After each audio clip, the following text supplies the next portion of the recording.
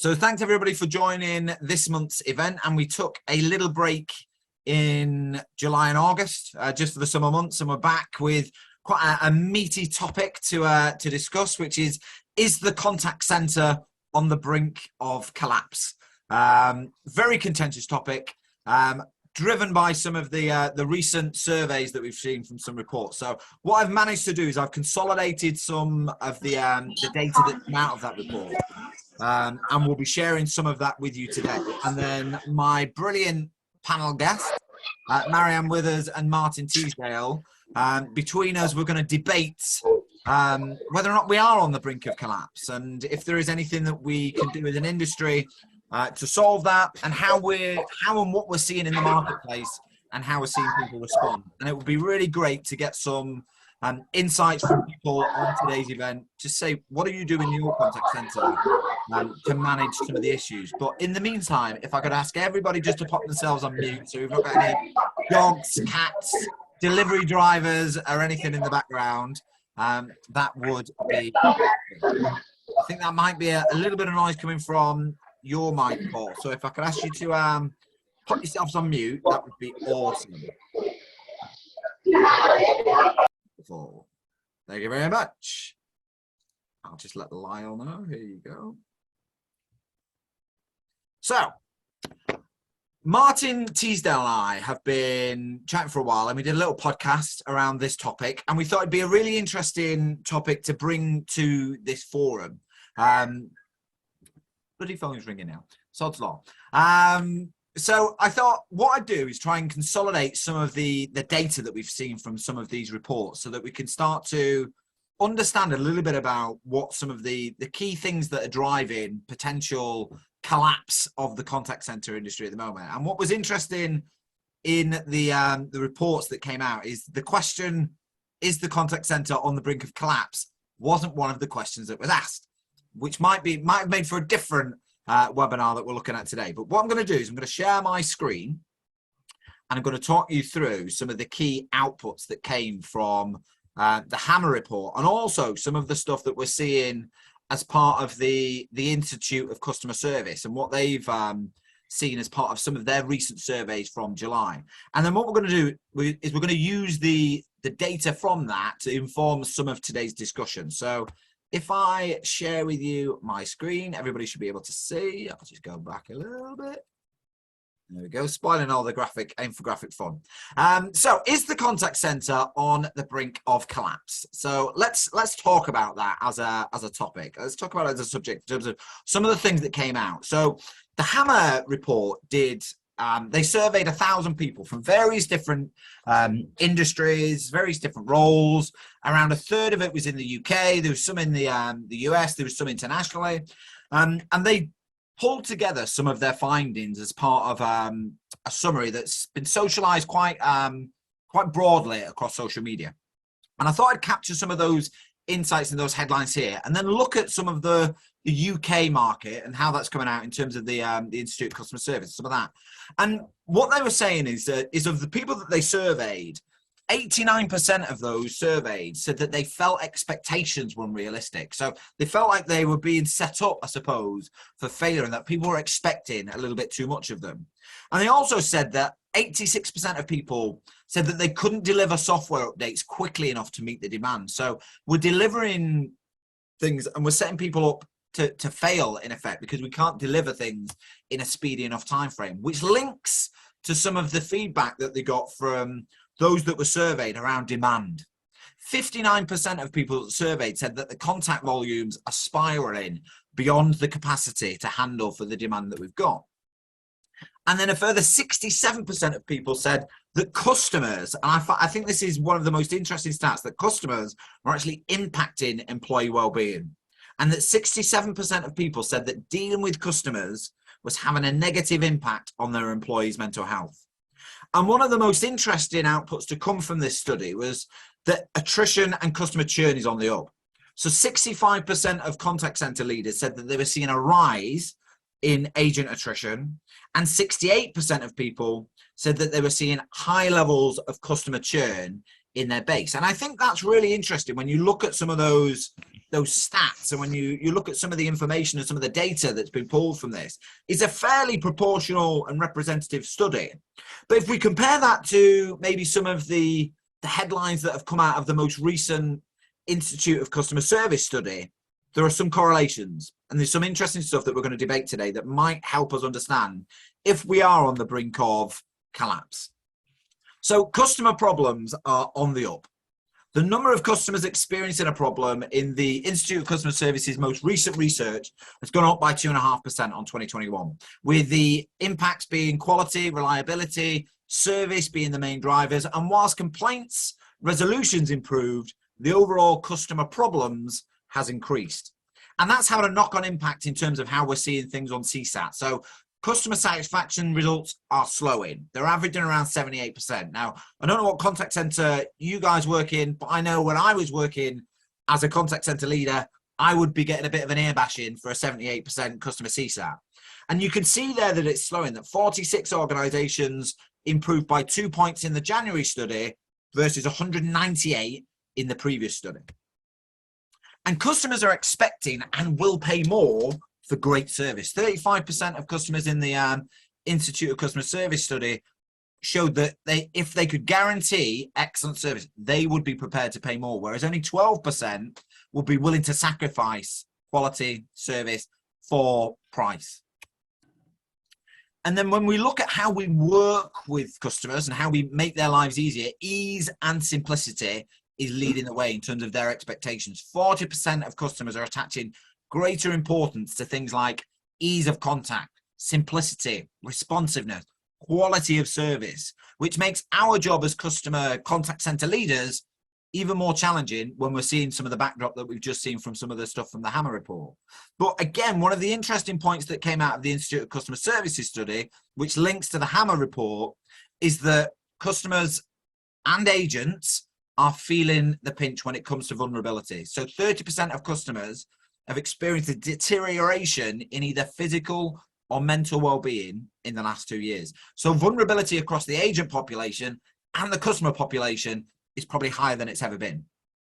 And then when you think about that, and we add in an energy crisis, and we add in inflation, and you've just heard it again today, hot off the press, interest rates have gone up again, and then you add in the general cost of living, it really does beg the question is, are we as an industry facing a crisis?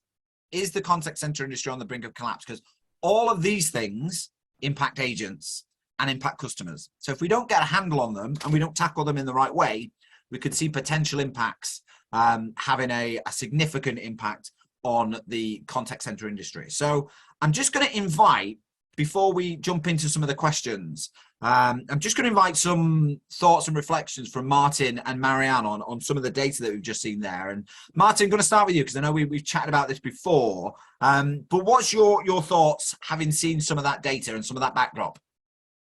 I think in a weird kind of way, I'm very pleased that report came out. Now, obviously, it was to generate interest in some tech, because whilst it reported some pretty depressing stats, there were no real solutions offered. But I think to take off the table straight away, my view, and for those people that I've spoken to as a result of this, my view, no, we are not on the brink of collapse. But that if you remove that from the table, then you can actually start getting into the detail and saying, okay, what is this telling us? Because you're right, we are approaching yet again a real set of challenges, but we shouldn't forget, and I think the nature of our industry, that we're very quick to go to fixing and solutions, but we shouldn't forget we've just dealt with something unprecedented in our lifetimes, and as an industry, we shifted within days to dealing with the pandemic and everyone working from home. So there isn't anything that we can't deal with, but I think what it has prompted for me is the need to be able, within an environment like this, with these great people I'm looking at, to be really requiring of ourselves and say, what do we need to do differently? We can't just sleepwalk our way through this. what can we do? Where should we be adding real focus? And is it time for a revolution in certain areas rather than evolution? And I think some of those stats kind of point to that. None more so than what our customer facing team members, what are we doing both to retain and attract during all of those different things that that survey and where we sit in society are telling us. If we're not focusing there, then we will have problems, because the advances in technology are just amazing to see in our industry, absolutely amazing. And turning agents into problem solvers and kind of escalation and customer enhancement agents is where we're going. But we need the people there engaged, happy, mentally stable, feeling like they're in somewhere where they can have a great career to be able to do that. So I think the sign of any good team or organization is that they are really, really requiring of themselves, and look at all of these areas and go, is it true? What can we do about it? Some really good points there, Martin. Before we head into some of the topics that we've got, Marianne, reflections on some of the stats you've seen there. Any surprises? No, not really. And I don't think it's on a verge of a crisis. To be honest, I think the word crisis is overused. If you watch the BBC, it's constantly used for absolutely everything that kind of goes on. And I think we have to have a very outward view over everything and kind of review each element to see what we want to do and how we should do it. I'm going to throw something out there, and some people may not like it. I think we've got quite complacent and pampered over the years in the country. And nods there, Marianne. So some people are agreeing with you. Yeah, but I think we need to have a look at it head on and see. A lot of everything Martin says, I agree with. The front-facing people, the challenges they have, but can we also have the challenges of the people ringing in, actually dealing with some of the front-facing people? Because we talk about it as a wide thing, that everyone is absolutely wonderful and it is all down to their mental health. Well, that's kind of unfair on the people who really have mental health issues. And you have to kind of be very careful of how we look in this and how we look after our people in the right way.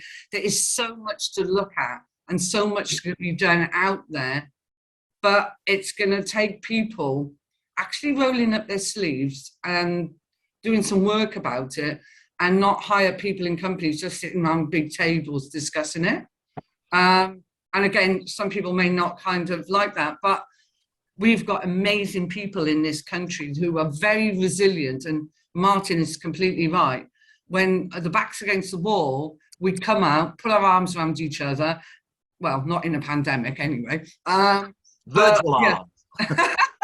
But we do that, and we get together and we sort things out. And there's not a crisis, and we can sort this out.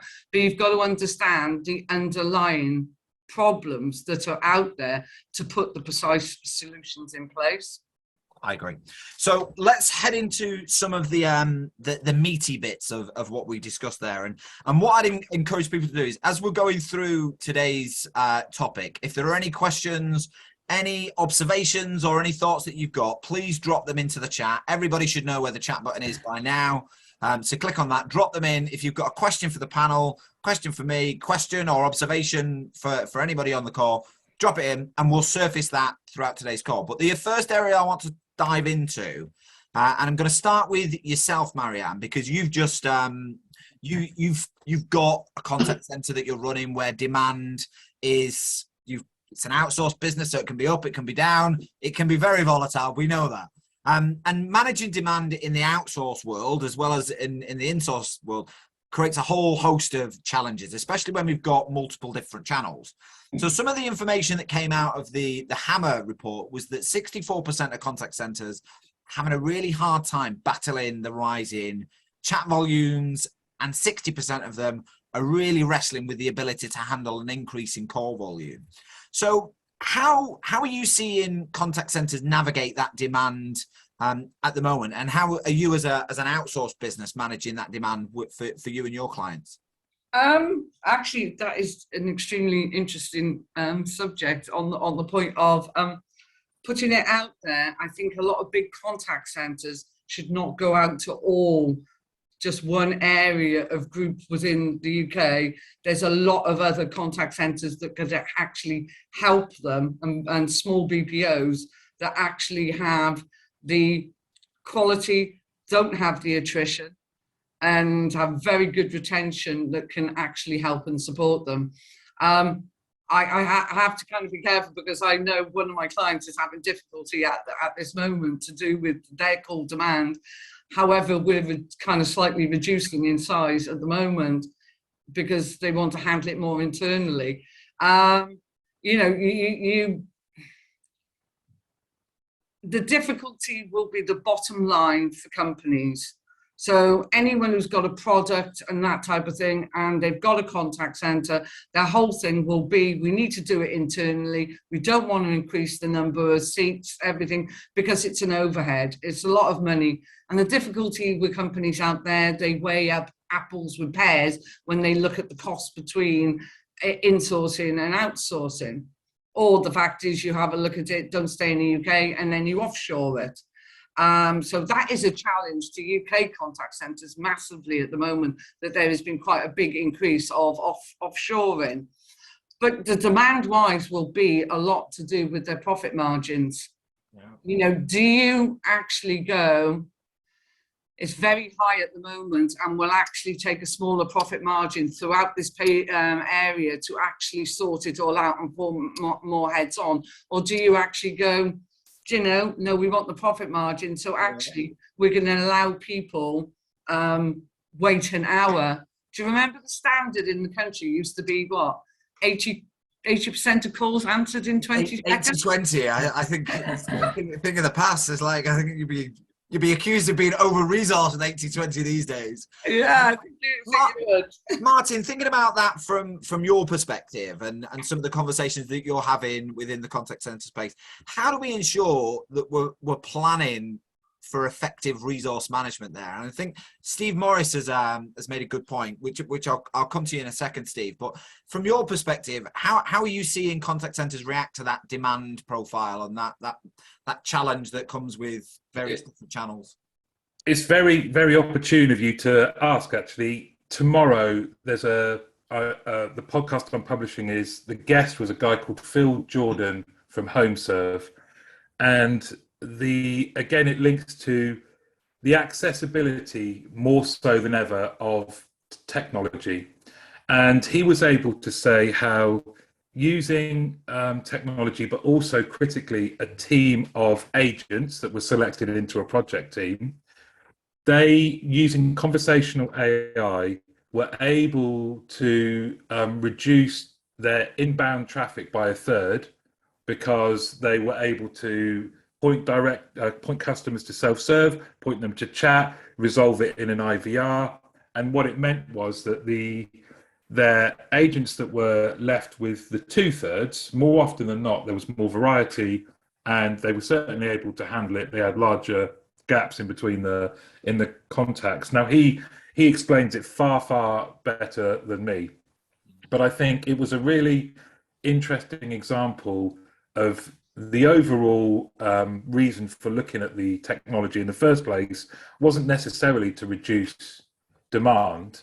It was how can we better serve our customers? How can we the output has been that they've reduced demand, improved processes, and their agents feel better and more involved as a result, and it's constantly being refined.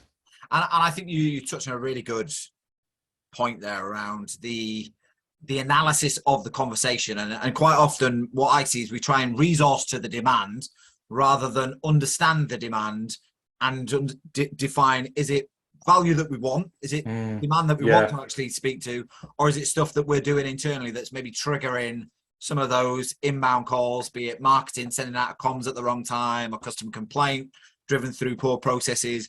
And I think if you've got access to technology to do some of that analysis, it's great. But I think these contact centers that I've worked in where we're 5-bar gating to say, right, is that a call that we want or not want? And actually doing just some of that rudimentary analysis can really help you say, right, this is an area that we can switch off demand rather than planning for the demand, which I think is where we automatically go to say, right, we need more people to cope with the demand that we've got, rather than saying we need less demand is ultimately the question that we should be asking. Yeah, and that's where they started. They started with, what's our highest volume type of contact?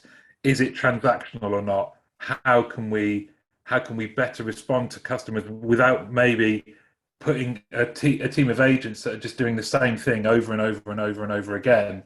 And they started with that premise and tried to work around that. And I think everyone wins in that type of situation, albeit not, of course, whilst it is more accessible than ever, not everyone has the opportunity to get conversational AI and etc. I definitely agree. And Marianne, we talked about when we look at the contact center and we look at attrition and we look at demand management and the pressures that demand management brings, drives a higher level of attrition. And the centers that were in the Hammer report, 65% of them said that they're seeing that their agents are quitting due to an increased pressure in the contact center. And we talked about earlier on the recruitment process around that. And are we recruiting the right people? And are people quitting because we've got recruitment wrong? Or are people quitting because it is just a pressured role at the moment? What's your thoughts on that point? I think there's kind of two avenues on that, because I think, recruiters are having a very difficult time at the moment. There is a problem in some companies in the way of how they sell a role to people. Because, I've always gone down the line of be completely, utterly honest. And, you can sell the additional benefits of it, but sell the kind of ethos and culture of your company. But you have to be really true to what they're actually going to be doing. As an example, I saw many years ago, people selling kind of outbound sales and not actually going through the rudimentaries of the fact that you'll be sitting on the seat with a headset on, taking hundreds and hundreds of calls, lots going to voicemails, and it's going to be blinking tough. However, it was sold on the point to an absolutely wonderful company. It's great fun, and we all go to the pub on a Friday.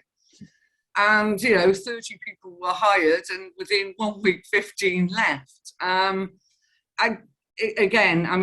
are different reasons as well, because the market is very buoyant at the moment, and it's definitely an employee's market.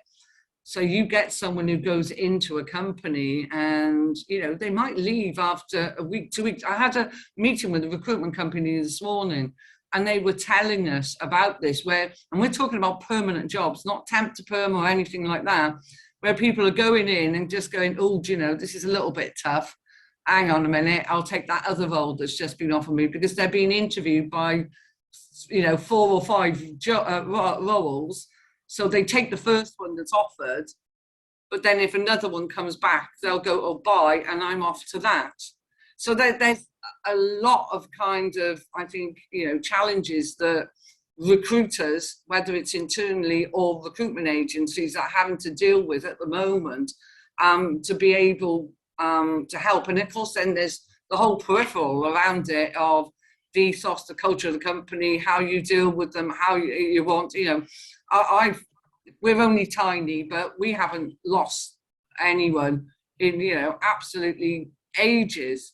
We're competitively salaried wise, but it's about the feeling and ethos and how people are. So I think a lot more can be done with that within companies again. So in recruitment wise, it's probably about 10 different points to be able to make recruitment work for your company and decrease, or increase your retention. And I think that's a really interesting point, because we were chatting earlier about cost of living, inflation, energy costs. I mean, my mortgage is on a tracker mortgage. It's now going to go up by 0.5% because of the new interest rate. So people's everyday expenses are increasing.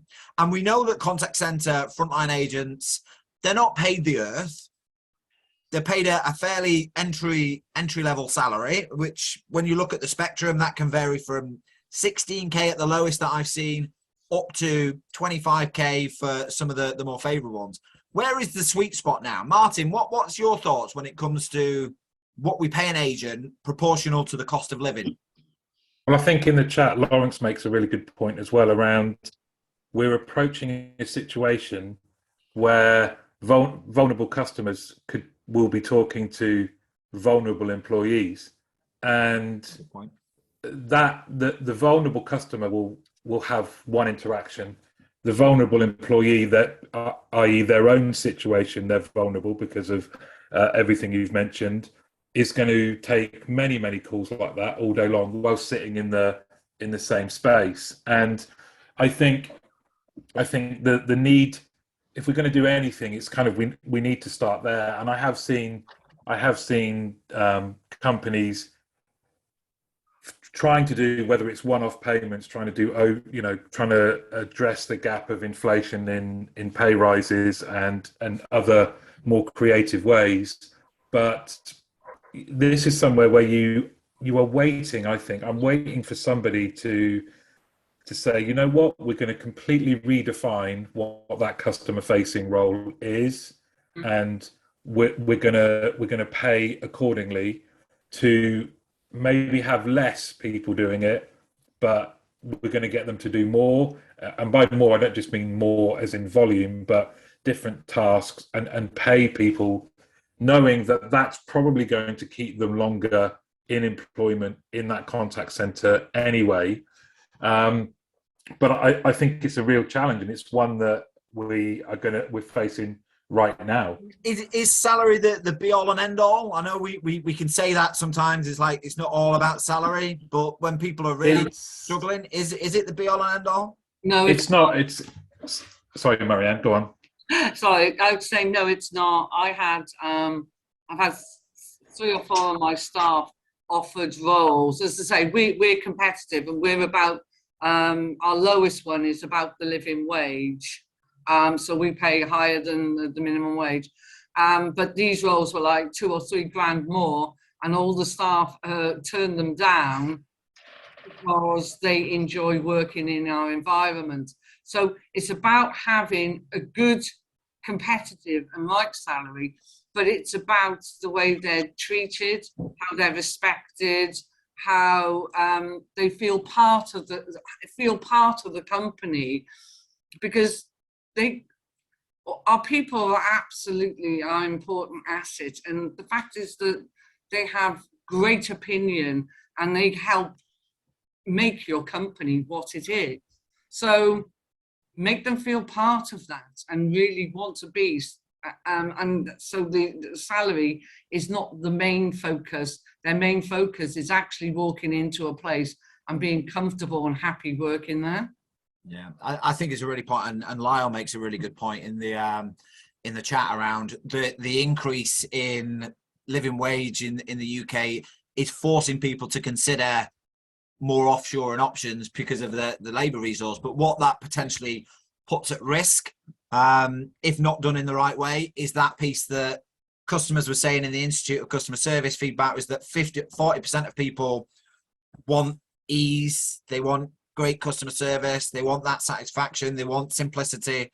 So making that work in the UK maybe becomes a bit more of a challenge the more the pressure that we put on contact centres to manage that cost of running a contact centre, which has a knock-on impact on customer experience.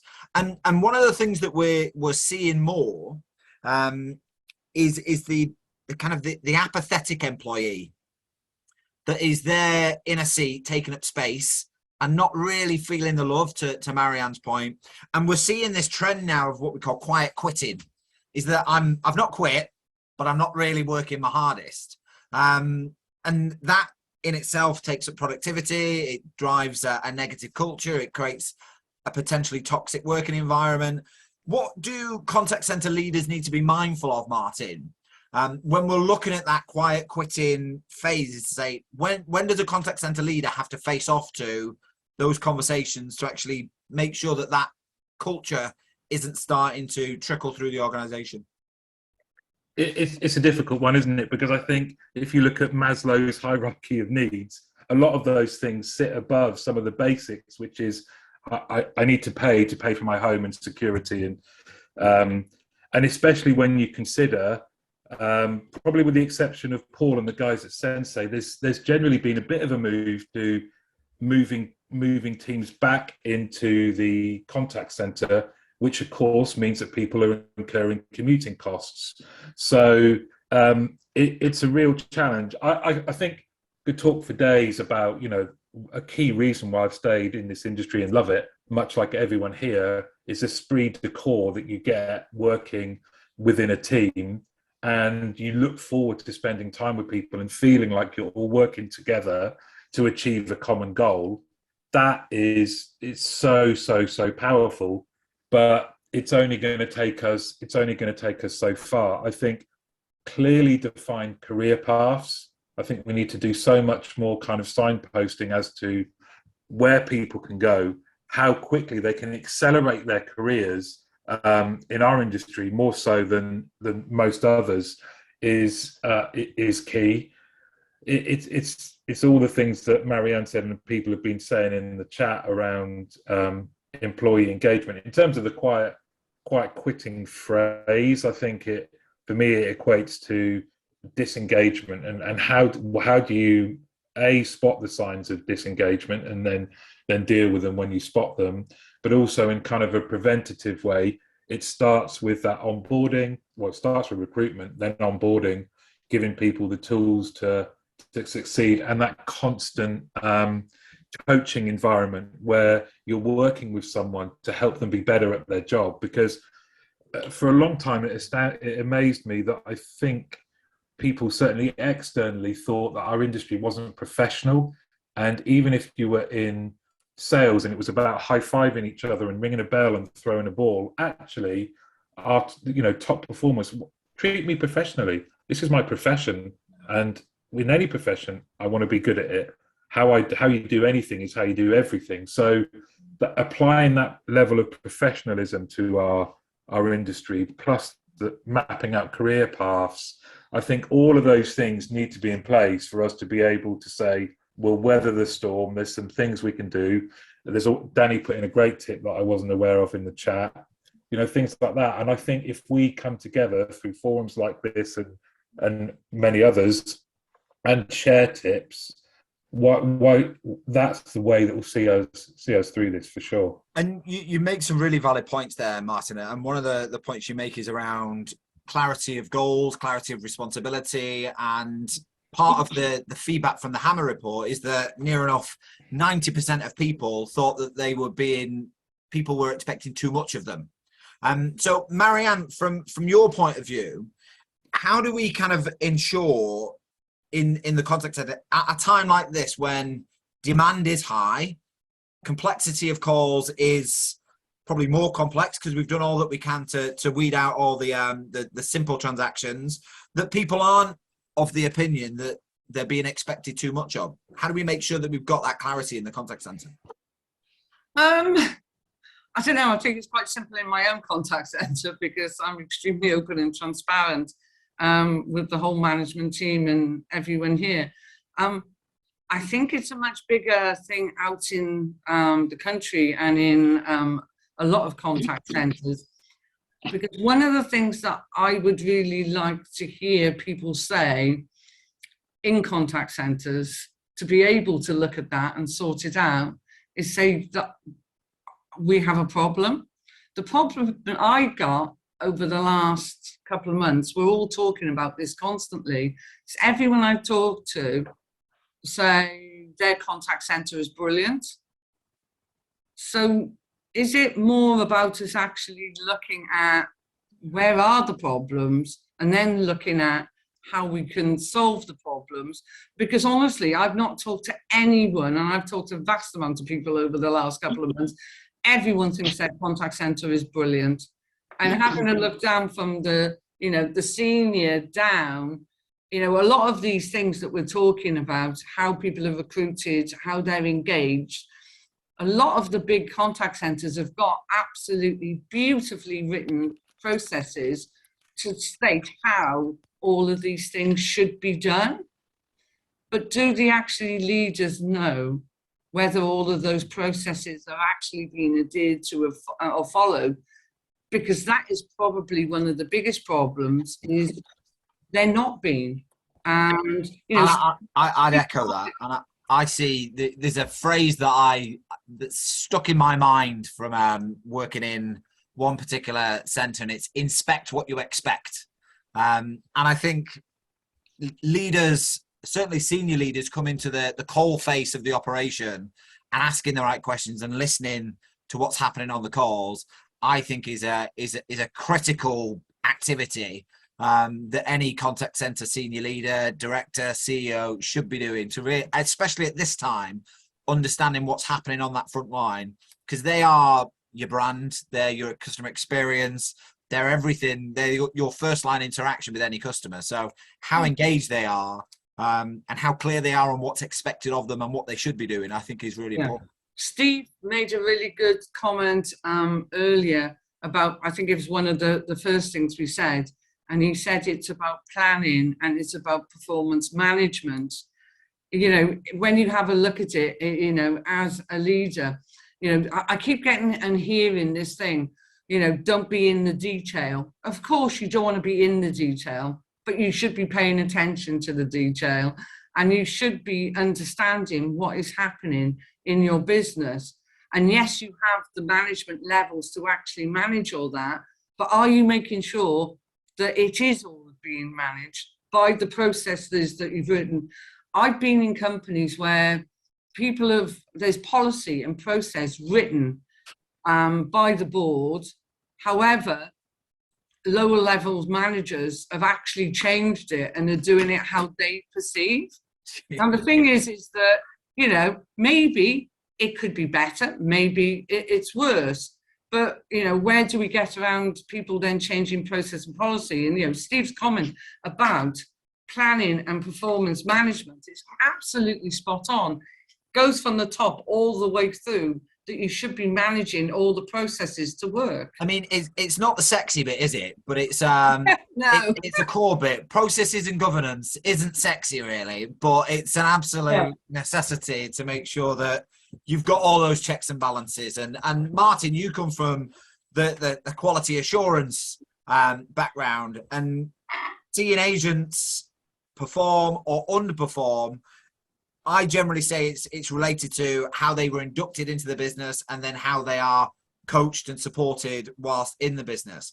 What's your thoughts on how we maintain that support structure and that quality structure for agents, again, in the environment that we're in at the moment, where team leaders are being squeezed for operational juice, one-to-ones are probably being pulled, shrinkage is being squeezed?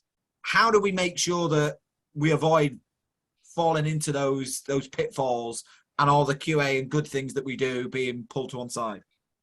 It's often one of the first things that's thrown out the hot air balloon, isn't it? If the balloon is sinking, right, throw out one-to-ones, throw out coaching, throw out QA. We've just got to be team leader. we get them on the phones. We've just got to be, and then when that happens, it suddenly then starts to become a pattern, and you're basically showing everyone for your actions it's not actually important. Your one-to-ones, your coaching, it isn't important. So I think you need some kind of three-line whip around these things will never be disrupted. And then it kind of focuses the mind around, for QA, most people, the scorecard is your identifiable, this represents QA, right? And if the scorecard doesn't reflect reality, doesn't reflect what you're trying to see as an end result in CSAT measures, and doesn't reflect the company values, if you can't see them in the scorecard, you're sending your customer-facing population off in a different direction. So first and foremost, is your scorecard fit for purpose? Have you reviewed it, and is it aligned with what you're trying to do for a company? But also, does it lend itself to actionable coaching? Because your activity should lead to progression. It should lead to helping deliver better service to customers, helping your agents do their job better. And if you take a step back and look at your QA results and the amount of monitoring you're doing, feedback you're doing, coaching sessions you're doing, yet nothing's really changing, then you need to look at what you're actually measuring and how you are training people and how effective the coaching is. But I would say, you know, it's kind of it's the bedrock of how you evidence to your agents that you care about their well-being, their progression. It's not. It should have moved way. We should be way past. You didn't do this, and I'm just going to list the things you didn't do. You know, QA shouldn't be punitive. It should be supportive and based around a coaching philosophy. And I think you've raised a really important point there, because both the Hammer report talked about vulnerability in agent behaviors and vulnerability of customers, and both the Institute of Customer Service have recognized that customers have gone through both physical and mental trauma over the last 2 years. So you put those two things together, you've got a whole storm where you've got agents that are potentially vulnerable, customers that are potentially vulnerable, and then team leaders and managers cracking the whip to enforce, you've not done this, you've not done the other. And being that punitive environment is obviously going to lead to high levels of attrition, high levels of disengagement and quiet quitting. So thinking about that vulnerability piece, Marianne, what do contact center leaders need to balance to ensure that we're supporting the vulnerability of agents and identifying and being clear on how we manage the vulnerability within our customer population? One of the things I would say is we need to start is actually start really understanding our people and understanding where the vulnerability lies with them. There are so many things that you can do to support and care for your own people, to educate them, coach them, and nurture them to be able to handle calls of vulnerable people. I think going back through the years, we've all dealt with, and we all probably remember, lots of us here, when we actually worked on the telephones ourselves, and we've all dealt with some really, you know, horrific things. It wasn't really talked about back then. We were basically told to get on with it. But these days, you know, we appreciate and understand the pain that this can actually cause some of our, you know, agents on the phone. But you have to understand your people first to be able to understand what education and training they need to be able to support them to do the role, and also understand their resilience. Are they the actual right people to do that? I mean, one of the projects that we deal with 60 to 70% vulnerable people. And, you know, we do a lot of coaching and make sure that our people are feeling very comfortable with what they are talking about. So, I mean, and then you're talking about the other element that we're going to add in from the tech element, that, you know, an agent has got a journey and has got to deal with the tech and has got to deal with a vulnerable customer. So the tech needs to be simple and an easy journey so they can focus on the communication to be able to handle that call in the right way. So there are a number of different elements that we all should be kind of focusing on to be able to give the journey a much kind of softer and easier way that the agent can deal with one thing. Yeah, and at the same time, the agent's balancing 6 different systems, reading a script on 2 different screens, and having to smile and listen to the customer at the same time. And our industry, Martin, gets a bad press because it's an entry-level business that doesn't have any career prospects. But people like that are, in my mind, they're crafting skills for future life there. That's an incredible way of working. What would you say to that, Martin? I just think there's those tired tropes that are just wheeled out by people outside our industry are boring. You know, I think it's about highlighting to You know, I was in a contact center last week, just talking to agents, reminding them, do you know, right today, this week, you're going to talk to more customers than your CEO will. You'll get a better understanding of how customers are receiving your services and products, and these are tips that can stay. These are experiences and knowledge that can stay with you forever. If you wanted to leave this industry and set up your own business, right now you are finding out how customers respond and how to deal with them and what they want in terms of a customer journey and experience. You know, they're invaluable tips. I shared a post on LinkedIn around what a great industry we're in because there's so many different career paths you can go in. And I think some people misconstrued that I was saying, because they said, look, there's a real, you could also stay on the phones and have a great career there. Absolutely. You know, I've worked with people who love 40 what they years do. sticking on the phone. Yeah. Love You it. know, and they love serving customers. And I think it's very easy to forget that we without us, commerce wouldn't, you know, function. We are all customers as well, and naturally, I'm sure, like me, everyone has a bit of a professional interest when you ring somewhere and you think, oh, I wonder what's going on behind the scenes here, and you can't help yourself. But yeah, you know, it's a great industry, but that, like I said at the outset, we should be really requiring of ourselves. We really should. And the things that you highlighted that have been in this survey, I think we need to see groups like this, but also other organisations that, for me, I'd rather we were tackling things like this than it all being about awards and things like that. Let's use some of these organisations to come together and go, is this, which of these is the biggest challenge and what are we going to do about it? Yeah. Can I have something in from, is it Dave Walsh? I think he makes an extremely good point, and it's going back to the thing about education. Yeah, your team leaders are extremely important, and your operational managers. I think we talked about it ages ago, of making sure, you know, we've got some amazing, you know, senior people in the country who've been doing this a long time, but is their knowledge filtering, and are they nurturing and developing the operational managers and the team managers to be able to communicate, listen, nurture, develop the people on the front line the way they should do? Yes, they will in certain companies, absolutely, because I know some amazing people who do that.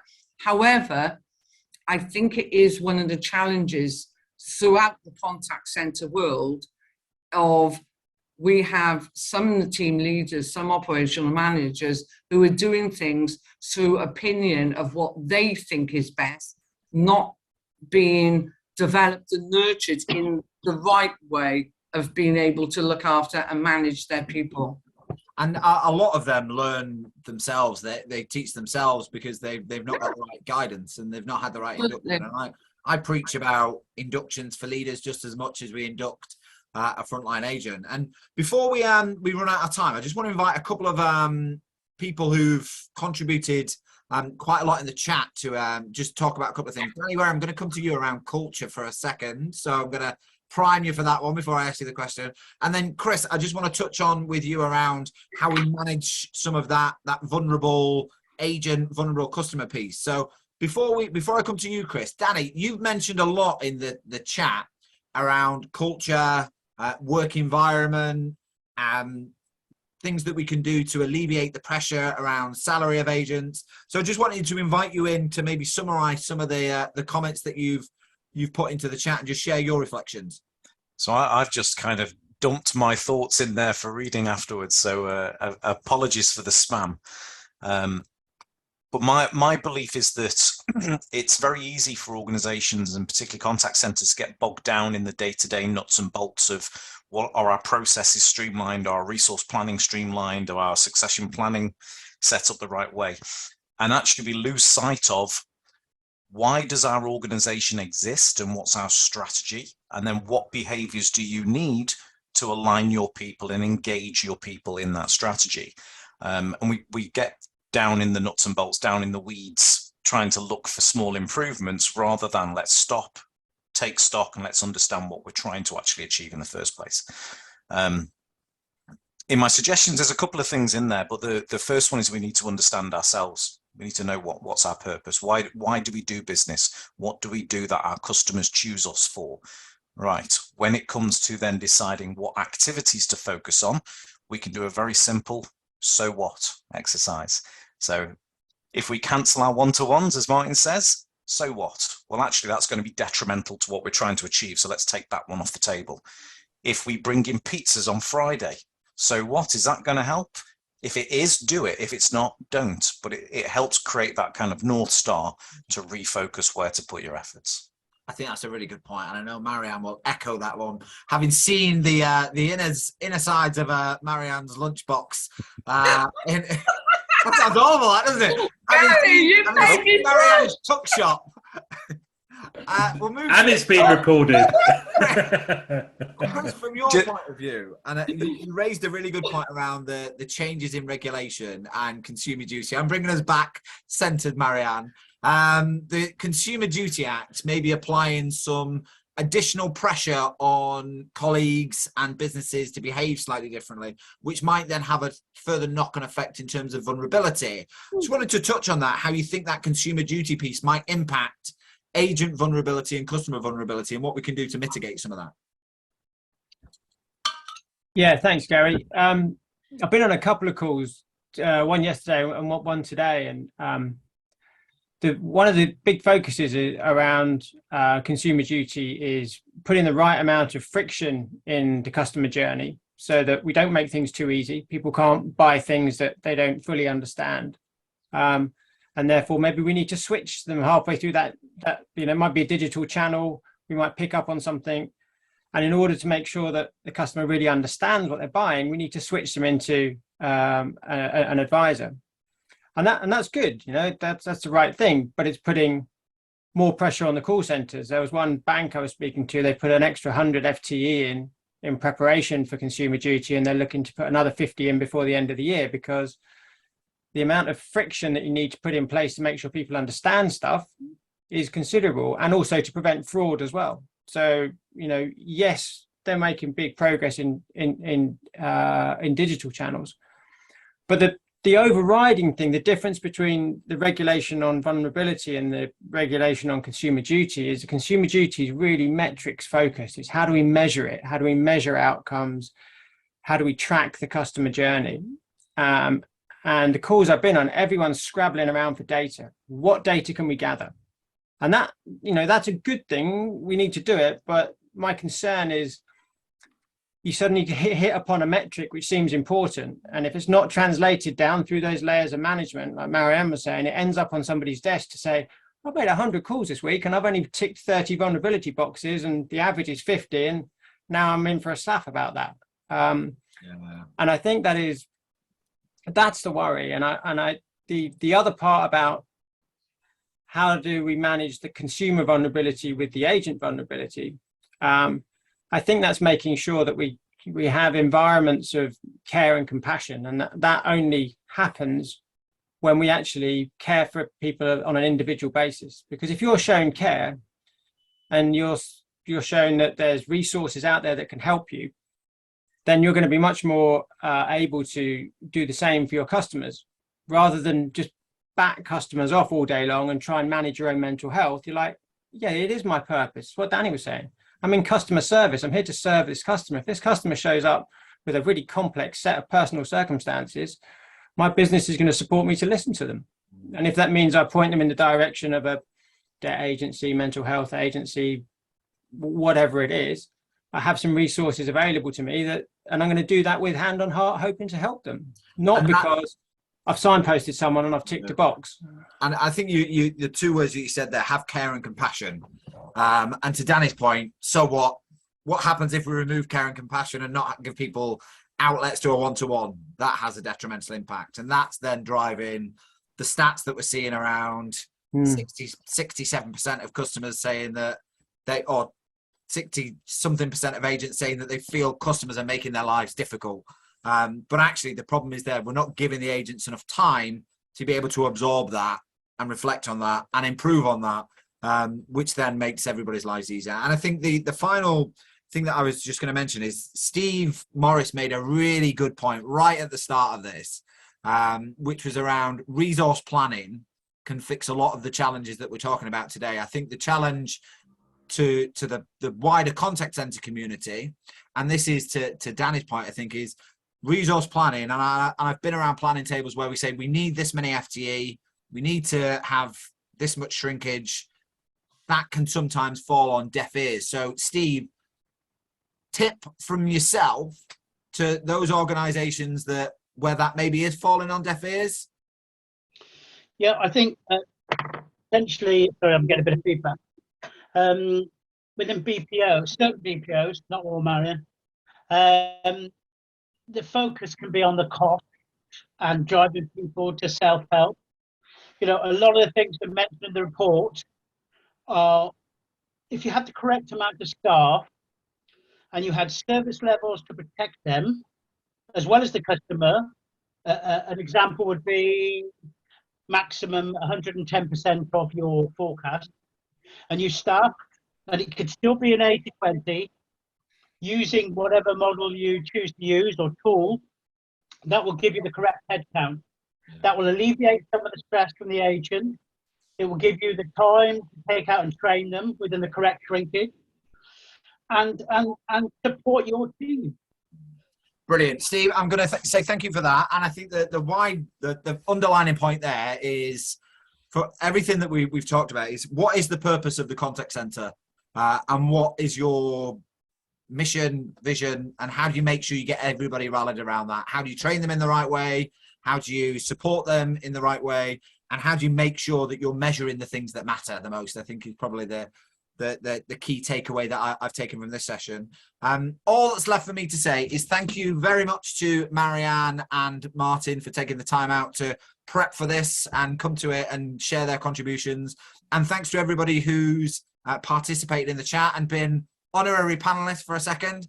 It's been a really great session. I think we've covered a lot. We could have probably deep dived into one area for a full hour. That may well be something that we do for future ones. So if there's an interesting topic that is close to your heart and you want to get involved, drop me a note. Love to have people in as guest panelists and guest speakers. And just say thank you very much. Enjoy the rest of your afternoon. I'll keep Marianne and Martin on just for 2 seconds afterwards. But thank you all very much for dialing in. Cheers, Gary. Thanks, everyone. Bye, everyone.